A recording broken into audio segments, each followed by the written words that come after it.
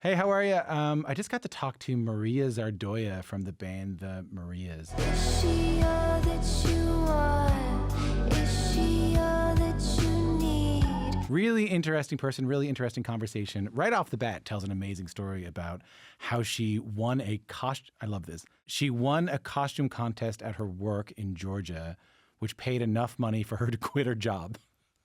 And then she moves to LA and starts her band, The Marias, and now they're up for Best New Artist at the Grammys. Truly someone taking a lot of risk and trusting her gut the whole way through. And at the very end, she tells a beautiful story about where she thinks that comes from. Enjoy this conversation. How are you? I'm good. Thank you. Thanks for having me. Nice to have you. Is it ever a bit weird to be doing something for 10 years and then get nominated for like new artist? Yeah, I mean, I know it is. It is. I mean, Best New Artist is something that we've wanted since 2016. So we all laugh and kind of joke that it's like taken 10 years to be a quote unquote overnight success. Yeah. Isn't that always the way? I got a real kick out of this story that, early on before you started pursuing music professionally, and I think you know what I'm about to ask you, you were working at this ad agency in Georgia, just near, like I think you were living somewhere near Atlanta, and Mhm. you won a costume contest Mhm. at work, and that kind of changes your life. Can you tell me the story? Yeah, yeah. So, yep, I was working at a creative agency and they would do like a yearly Halloween contest. And I was working there for a few years. And I knew that I wanted to come to LA. I just didn't have the means at the time. I had been like saving money, but I knew that I knew LA was expensive and so they announced this Halloween costume contest and they were like, the winner gets $10,000 and or five. I $10,000. can't remember how much, like 5,000 or 10. But a lot of money, not Like, not a a lot hundred of money, bucks a and a lot of money. Chili's gift certificate or anything like that. No. No, no, Okay. it was a lot of money. And so I was like, okay, this is my chance. This is my chance. Like, I need to win this contest. I was a target market, built like almost like a farmer's market costume with like wood and like it came out and it had like fake fruit and like logos of all their clients on the fruit. And I like made money with like a logo. And I built it very like for the judges. It was an ad agency, a creative agency, target market. I don't know. I was like, I got to play to these judges. And luckily they loved it. And I won $5,000. And then I went and bought a car, like a Nissan Altima or something. And then I was like, hey, thank you, but I'm moving to LA. Can And we pause there for a second? yeah. If you don't mind, what is that conversation like? To be like, hey, that $5,000 you gave me for winning that costume contest? Turns out I'm going to quit my job now, kind of because of it. Do you remember the meeting where you Yeah. quit? Oh, yes, I do. My boss wasn't very happy. And he looked at me and said, and I told him that I wanted to pursue music. And he looked at me and said, this is the biggest mistake you're making. You're going to come back with your tail between your legs. And I just remember being like, oh my God, he might be onto something, but I'm willing to try and find out. So I think just like something in me, like my gut was saying, just do it, even though everyone was telling me not to. Something in me was just, I don't know, dedicated to trying. I mean, you must have been scared too. I mean, not just to be leaving the job and to be moving across Yeah. the country, but also, I think I read that when you got to Los Angeles, you only knew about like 4 or 5 people. Like I only knew one person. really? And that person was probably not the head of Interscope. You know what I mean? Like it wasn't like No. you had no connection. So you must have been a bit frightened yourself.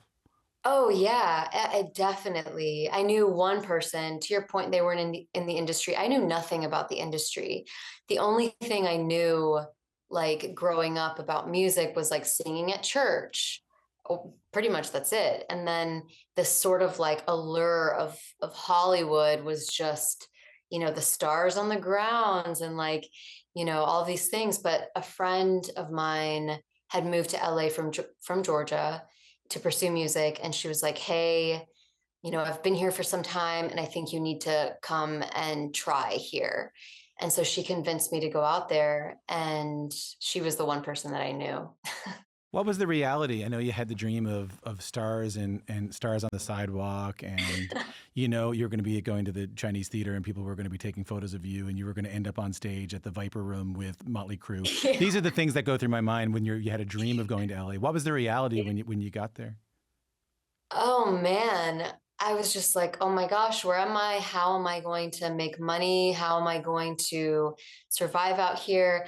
I think, the only thing that I knew to do was to perform live. That's what I was doing in Georgia. I would perform at open mics and, you know, perform with, local musicians and local bands. And so that's kind of what I did when I got to LA. I was like, well, this is what I know to do. Why I'll just try to do it here. And so I played at the most random bars and restaurants and open mics, and just to kind of get figure out how the city was structured, maybe meet some musicians along the way or artists along the way. And luckily I did at one of those sort of open mics. Josh, who's the producer and drummer in the Marias, was running sound at one of these open mics. And there were maybe 4 people in the audience, including Josh. But he came up to me after I had performed a few songs, just me and a guitar. He was like, hey, I love your songs and I love your voice. And I have a studio and I'd love to record your songs. And I was like, okay, yeah, sure. And so we met up. And Probably not thinking that much of it, right? Probably not thinking no, yeah. yeah. I mean, I had worked with producers in Georgia, and I had, done very random sessions. I mean, I could, Tell me, yeah, tell me. just I knew nothing. Okay. I knew nothing. I was trying to start a band in Georgia, and I went on Craigslist, and I was which is so dangerous.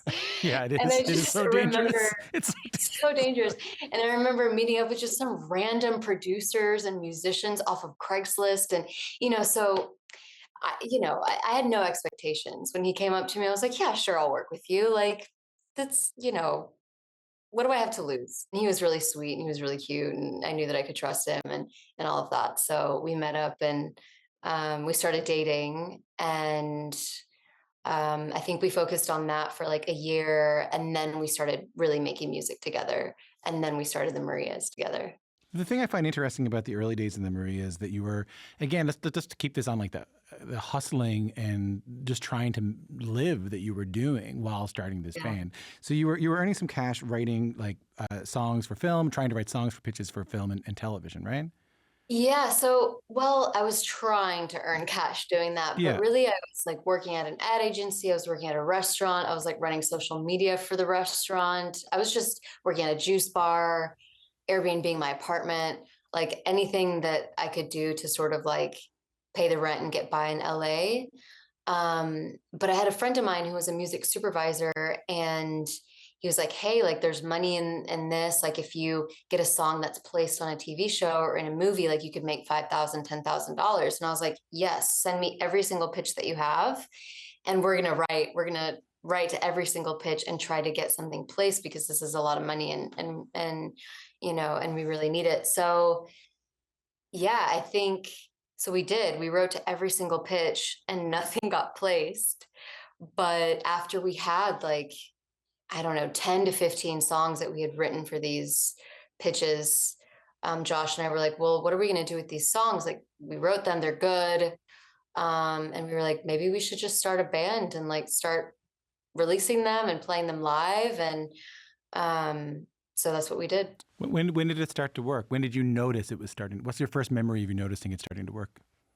2015 or 2016, we had written this demo called I Don't Know You. Yeah. And it got, we put the demo up on SoundCloud, and then Chris Doritas, who's a DJ at KCRW, got a hold of the demo. Played it at 1 in the morning or something, right? Yeah. So I was working at the restaurant, and I got off at midnight, and then I get a call from Josh, and he's like, oh my gosh, they're playing our song on the radio. And I was like, what song? And he's like, the I Don't Know You demo. And I was like, oh my God, it's just a demo, but oh my gosh, this is amazing. We're on the radio. And yeah, it was 12 or 12:30, 1 o'clock at night, but But we were people, just happy to be but well, played. people were And listening, obviously, because people started writing in and wondering, yeah, yeah.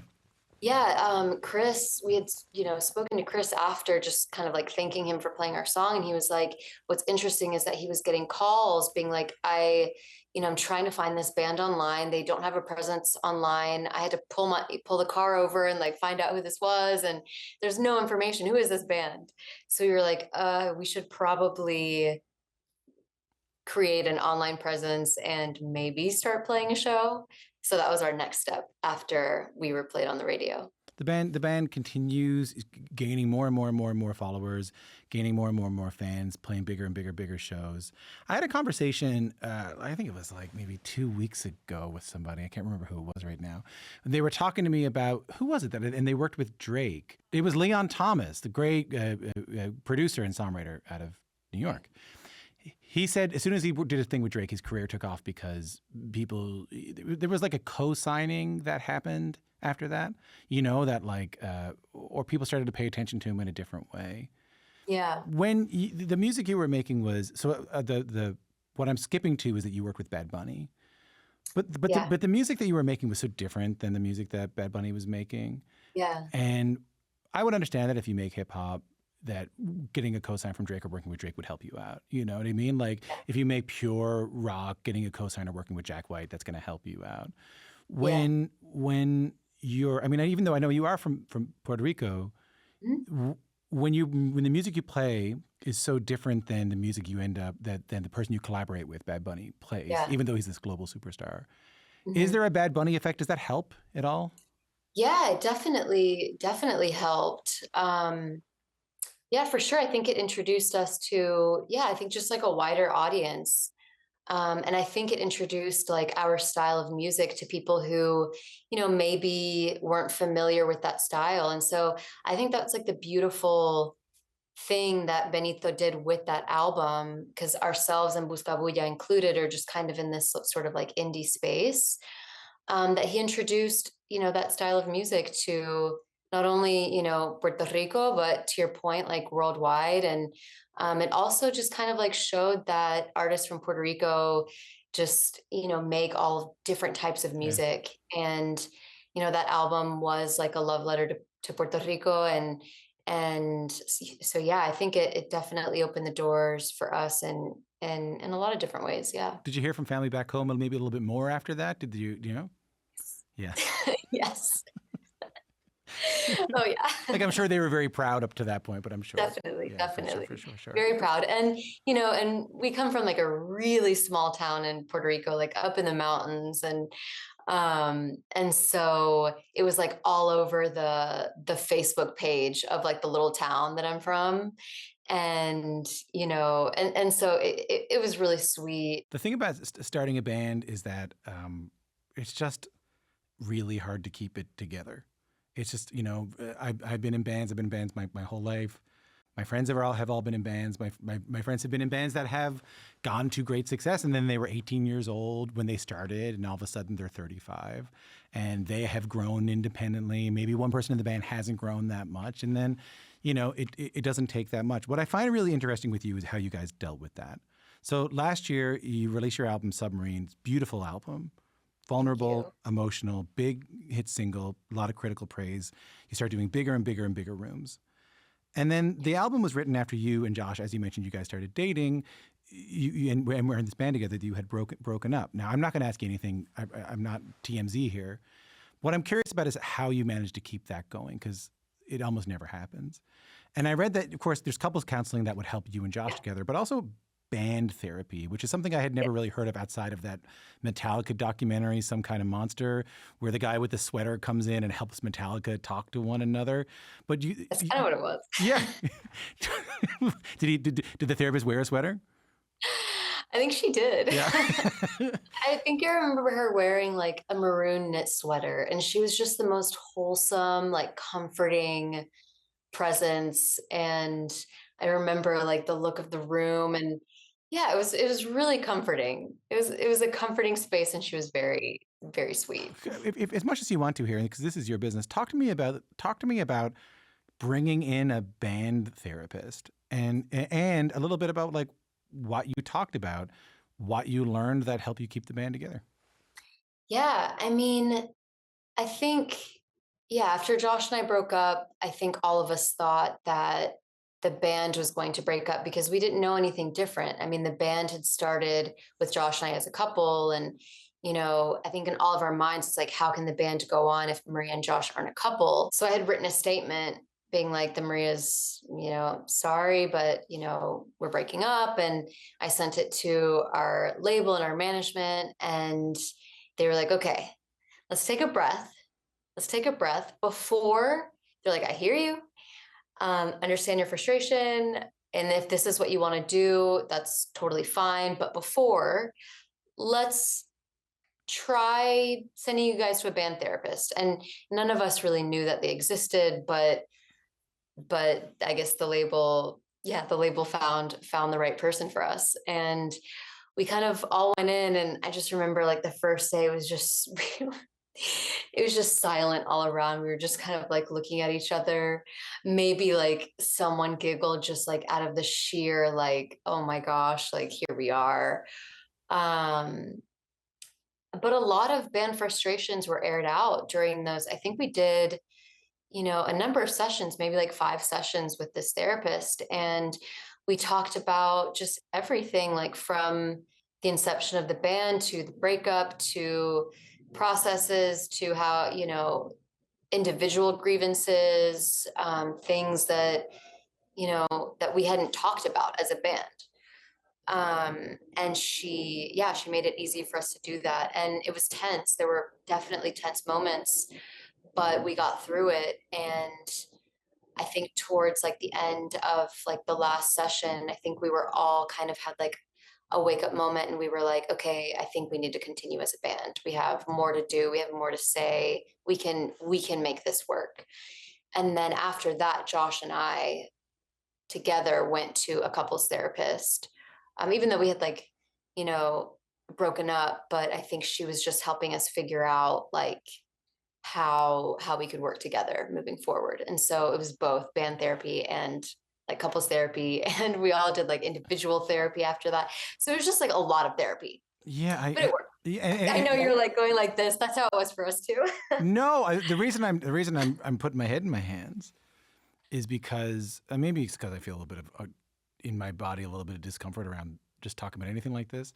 Yeah. But the idea that you could then write songs about your relationship with and stay in the band with that person, like, Yeah. I guess what I'm trying to avoid is the thing you probably heard a million times is like the only example I have of that is Rumors. Like the only example I have of that is Fleetwood Mac, and that became the grit or the juice of that record is watching, Stevie Nicks sing these songs at Lindsey Buckingham. You know what I mean? I really admire, and I think it's actually maybe a sign of how maybe we're doing better in terms of our emotions than maybe we were in our parents' generation, that you could then make an album where or write songs that would be about your relationship with Josh or your relationship with other people. And there was, I guess, compartmentalization that like, or maybe you tell me that could happen and that be okay. I mean, therapy definitely helped me process my emotions about the breakup to the point where I could write about them. I think before I was just stuck in like a fight or flight sort of, I couldn't write about it. I was stuck. And so therapy helped me like process the emotions and then translate those emotions into the music and into the lyrics. But I think the really nice thing about the way that Josh and I work is that we are very like supportive of each other and know each other's strengths. And I think Josh wanted me to be as vulnerable as I could be in the lyrics and and in like the emotion of the melodies and everything that we really didn't like talk about the breakup or talk about any details while we were writing the music. When we were in the studio, it was all about the music. He wouldn't ask, hey, like you said this, can we process this together? Or like you said this, like who is this about? Like there was none of that. Good. It was all just like this open space for like me to say whatever I wanted to say, and for him to also say and express himself in the way that he wanted to express himself. And yeah, so I think that was what made it work, was keeping the music just music, and then the therapy outside of the studio. Good on you. I mean, that's not easy. Yeah. That's the compartmentalization. That's not easy, you know? Totally. It was very hard. It was very hard. Yeah, there were definitely moments we would finish a session, I'd like just like cry driving home. Or like we'd finish a song and we would just look at each other almost like in just like, just we would just kind of stare at each other. Um A lot of acknowledging thoughts. A lot of like, yeah, a lot of interest. There's a thought. We're going to move on, we'll stay present in the yeah, thing, maybe, maybe it was like this is a good thing, but I think we were quote unquote, like the attachment styles or whatever. I think we were both very avoidant when we were in the studio, like conflict avoidant, but that helped Yeah. You the music. can get your work done and then freak out in the car on the way home. Exactly. Let's listen to some music. Take a listen to this. Come on, don't leave me. It can't be that easy, babe. If you believe me, I guess I'll get on a plane, fly to your city. Excited to see your face. Hold me, console me, and then I'll leave without a trace. Come on, don't leave me. A great song. Thank you. Big song. Over 800 million streams on Spotify. Big on TikTok, which matters so much right now. Thousands of people Yeah. posting videos with that song, making their own videos, racking up millions of views. Yeah. Less about the success of the song. I want to know where it came from. There was when I was doing a research on you, something kept on coming up that I wanted some sort of clarification on, which is the idea of songwriting as a spiritual exercise. That word spiritual kind of piques my brain sometimes, as you may be able to Yeah. tell from the half beard. Can you talk a little bit about your songwriting as a spiritual exercise in the context of that song? I mean, I think with any song, I think I just sort of approach it like whatever the song wants to be, the song will be. And so when I started writing this song in particular, I just remember just like sitting on my bed in the morning, and I had my guitar and I was just playing these chords that I'd always play, and then just started singing this melody, and then I could just, I was jamming on it just alone for like 45 minutes and just feeling, to your point, this sort of like spiritual sensation that you get when you like listen to music or make music. Um, and it's a feeling that I first felt. I grew up going to church, and at the beginning of church there would be like worship music, and I remember feeling like this gut sort of like sensation, and like these sensations like of this music that was just so beautiful, and feeling like this spiritual, I don't know, this spiritual like physical sensation listening to it. Like almost transcendence, like Yes. not intellectual. You're not like, oh, I'm aware that this is enjoyable. I like this No. lyric. It's a more transcendent thing. I know what you mean. Definitely a more transcendent thing. And I don't know if it's because it was exercised in the church or it's just like innately in all of us. But and I think it's just innately in all of Yeah. us if we like just tap in. Me too. But yeah. I think, when I was writing this song, I was getting those sort of like spiritual, physical sensations. And that's sort of like a cue for me to know if I should continue pursuing a song, if I get that emotion or if I get those feelings. And so I did. And so I was like, okay, there's something here. And so I took the idea to Josh, and we did like just like a very, very rough demo. And then I just like put it online. This was 2020, like peak pandemic time. Well, you put it And- online against the sort of surreptitiously, right? Like, Well, yeah, I put it online like the day after we did like a very rough demo, just to like, I don't know. I was just like, why not? Why not just like, because I thought it was that the label wanted a sort of a dancier, happier song. yes. And so that happened that happened after. So we had like put it online and people were like, oh, this is nice. And then I was like, well, we should probably like keep working on this song. I really like it. And, but then the label was, to your point, the label was kind of pushing for more like tempo and more quote unquote hits. And so Josh and I just sort of like, we're like, okay, all right, fine. So we put it on the back burner and we started working on our album Cinema and songs like Hush and just like more tempo-y sort of songs. And then a couple years later after the breakup, I just remembered this song and I was like, I want to do something with this song. And so, but Josh and I had just broken up and we were in the studio. We were trying to figure things out. So I called up my friend Luca Bucciolati. He lived in my neighborhood. He's a producer. And I was like, Luca, I have this demo. I have this song, really going through it right now. Can we work on this together? And so I walked over to his house and then we flushed out that demo to kind of where the song is now. And then once Josh and I were like fine again, let him hear it, let him put his like magical finishing touches to it. And then we packaged the song, gave it to the label. We were like, here's the song, isn't it great?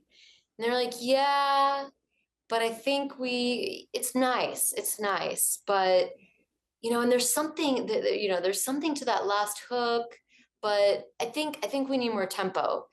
And I just remember being like, More tempo meaning faster, dancier. faster, Yeah. dancier, because, they had been, and understandably, they had been to our shows and saw how much our fans loved like our upbeat music and how much they love to dance and to like the more kinetic songs. And so that's kind of what they were asking for. And we also needed to recoup our advance.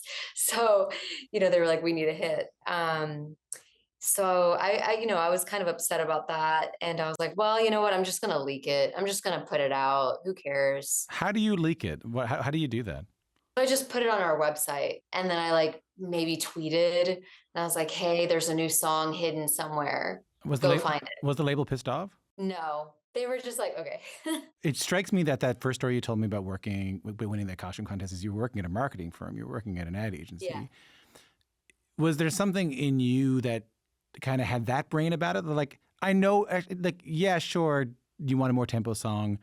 I have an intuitive nature for what works and what people might want. And like, I know to put this out. Like, it was hard to me. And it's hard for me to ask that question to you, Maria, because I don't want it to sound like you are a turbo capitalist. You know what I mean? Like, that's not what I'm saying. No, but I like, totally hear what you're saying. I find it sometimes interesting that people who make great art can also come from those backgrounds. Like, I was talking to Nicholas Sparks, who wrote like the Notebook and all that, was a pharmaceutical rep. You know what I mean? Like, interesting. There is something to it.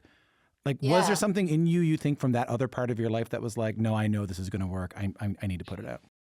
No, I mean, maybe subconsciously a little bit, but I think it was more out of just kind of like desperation of, hey, I love this song. I really want to put it out, and kind of impatience. I need to work on that about myself. I'm very impatient, and sometimes it's to my advantage and sometimes it's not. But this was more just kind of like an impatient moment. I'm like, I love this song. I don't want to wait for, the right time. Or wait for like the whole, sort of clunky rollouts and all of that. I was like, I'm just gonna put it on our website and just make it fun for fans to like go try to find it. And I mean, then it does. I mean, it absolutely just blows up. Yeah. I can imagine that must be meaningful for you. Totally. I mean, the song is called No One Noticed, and we joke and it's like the fans were starting to notice, and they had put it up on YouTube, created a podcast on Spotify so that they could listen to it on Spotify. And then it started gaining traction on TikTok. This was all before the song was actually out on Spotify or anything like that. And so then the label was like, hey, this song is starting to gain traction. I think we should put it out as a single for Submarine, because it wasn't even chosen as a single for Submarine. We had chosen Run Your Mouth, which is a tempo song. Lejos de Ti, which it wasn't a tempo song, but we loved that song and we wanted to put it out. And then I think the third was like a sort of anti-single again called If Only. But it was around the third single that we released with Submarine that the label was like, hey, this song is starting to gain traction. Let's release it as a single. And so then we put it out as the B-side. We put it out as a B-side to the third single. And then it really started to gain traction. And then album comes out, and that's the song that everybody liked. And it's a song about feeling invisible. It is, yeah. Yeah. There's something there. Definitely. Yeah, I think we learned a lot. We learned a lot through that song, and I think our team learned a lot through that song. But I bet you learned a lot through that. You as the songwriter, I bet you learned a lot through that song. Definitely. It was special. It was a really special moment because that song just made it through so many, I think, hurdles. And so the fact that that's the song that, that became the quote unquote hit, I guess, is really special. Rare. I hope you take this in the best way. Rare for someone whose band has the momentum that yours has for the lead singer and songwriter to make a solo record at this stage. Well, yeah. I mean, this was before I think the song, before it really started to take off. I had this want and desire to do a solo project. And so when I went up to upstate New York, the beginning of this year in January, it was kind of before, it was like when things were really starting to sort of pick up, but not have a worse towards like the middle of the year. And so it wasn't planned. It was, I have this idea. I want to do this solo project, went out in January, made this album with a couple of really good friends of mine, Luca, who I had mentioned earlier, and Sam Evian. And then, it's a project that I didn't want to overthink. I didn't want to overthink the writing and the release of the project. You didn't want the pressure of it being a Maria's record. Yeah. Yeah. Okay. Yeah. I went into this, with zero pressure. I didn't want any sort of like outside industry noise. Like I wanted to make whatever was made in those 3 weeks. I wanted to just release it right away. And so that's what we did. We wrote the album in like 2 or 3 weeks in January. And then I was like, okay, I want to put this out. And so the rollout started while the Marias were starting to gain traction, which was like a mind-boggling experience for me, because I was like working simultaneously on like two projects, one that's like starting to take off. So I'm like, okay, I need to give this my 100%, but then there's this project that we're releasing and I want to give that my 100%. So it was like a very overwhelming time.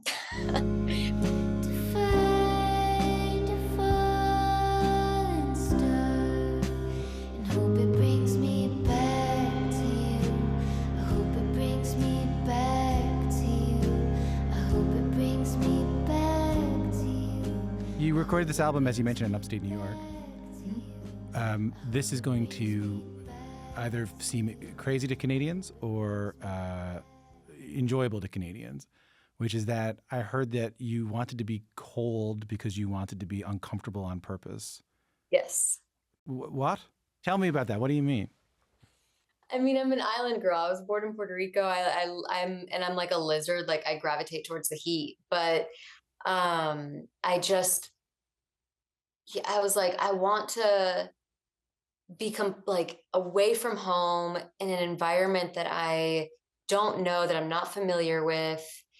Why? I want to be uncomfortable because I just wanted something different. All of the projects that we had written for the Marias were made in LA and like sunny weather. And I just wanted something completely different. So I hit up Sam and Luca and I was like, hey, like, would you guys be down to record, to like, just see what happens? Even if we just jam for 3 weeks, we don't even have to make a song. Like, let's just make music in the moment, in the dead of winter in upstate New York. I mean, it was like so cold, snowing, hail, rain, ice. But every single morning, like it didn't matter how cold it was, we would put on like our boots and like 50 layers and just go like trekking through the forest. Why did you want something different? Like I want to scratch that a little bit more. Like, why did you make this? Why I wanted to do something a little bit different. I haven't yet gotten to the like, other than unless the answer is like, hey, I'm an artist, I can do whatever I want. Like, I'm Oh, curious as to what was guiding you there. I think our environment, you know, I think dictates like our inspiration. And so I just wanted to be inspired by something different, like environmentally. Because I'm also really inspired by like nature. I go on like walks every day and like spend time like looking at the trees and like the leaves and how the light hits and, all these different things. And so I wanted to be in a place where like the light hit a little bit differently and like the trees looked different and the vegetation looked different. And yeah, so I just wanted to be inspired by a different environment. Did it work? Like, do you hear that in the songs? Yeah. Yeah, definitely. It's I think it's a darker album, and the textures definitely feel like the textures that we were seeing on these nature walks that we were doing every day. Um, it felt like, there was barely any green on the ground because it was all just like covered in snow, but there would be like one tiny little pocket of like moss somewhere or like a spider like crawling across the snow.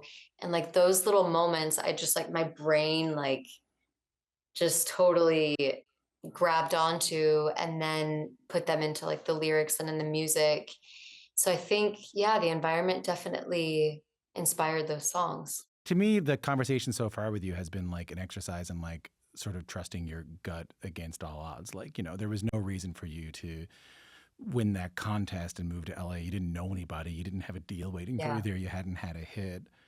You had a lot of reasons to not keep going in LA when, people weren't showing up and, you're playing gigs for 5 people. You had a lot of, you had a lot of reasons to not keep going with your band when first off, when the placements for TV and film don't start coming in. And then secondly, when your relationship falls apart and, and then, you know what I mean? Like that's interesting to me. The label says no to a song. You have to go to your gut on that. You are at the top of your band's career. You have to go with your gut. Like, I need to actually get out of this environment and do something solo. I'm imagining a lot of people were trying to talk you out of that too. Like, I mean, I don't know if I have a question here, but like, where's that coming from? Is that from your family? Is that from some spirit? Is that from your early days in the church? Where's that intuition coming from? And not just the intuition, but like the confidence to trust it. Nice, easy question for the last question, Maria. I know. No, I do think that it comes from my parents because I think both of my parents have defied like so many odds and they had a really difficult childhood and both of them like moved from their home countries to a country where they didn't know the language. They didn't know anybody when they moved here to the States. And my mom is still the only one in our family to have, graduated with a college degree and a master's degree while she was raising us, while she was, she's a teacher, while she was teaching, that sort of like tenacity, although, very far removed from like the industry. Like I grew up like watching her work so hard and like watching my dad work so hard. And he would have, he would try all these businesses and like they would fail, but then he would try again and then that would fail. And then he would try again. He was just always like trying. They were always just trying to make it work. And so I think I just like grew up watching that. And there was also a part of me that was like, I need to make this work because I want to be able to one day like provide for my family and like all the sacrifices that my parents have made for me. I want to give back to them. And so I think that was the main driving force for me was like this desire to want to succeed in order to take care of them and finally let them live a comfortable life. And have you been able to do that? I'm finally to the point where I've been able to do that. I think thankfully the song and all the success that we've had and so now they're chilling. They got a little house and a little car maybe? Yeah.